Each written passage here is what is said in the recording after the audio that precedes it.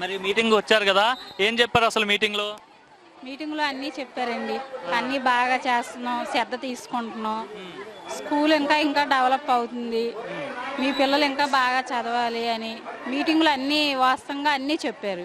ఈ ప్రభుత్వం వచ్చినాక బాగా శ్రద్ధ తీసుకున్నారు. బాగా ఈ ప్రభుత్వం వచ్చినాక ఆడవాళ్ళకి ఏదైనా పథకం, స్కూల్ పిల్లలకి బస్సు కానించి పెద్దోళ్ళకి పెన్షన్లు కానించి ఈ ప్రభుత్వం వచ్చినాక అన్ని బాగా చేస్తున్నారండి.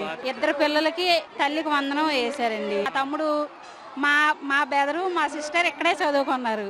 మా బెదరు ఇక్కడ చదువుకున్నాకే తన పోలీస్ జాబ్ వచ్చింది. మరి ఇప్పుడు అప్పటికిప్పటికి ఏమైనా స్కూల్లో మార్పు వచ్చిందమ్మా ఈ లోకేష్ గారు వచ్చిన తర్వాత? వచ్చిందండి, బాగా వచ్చింది.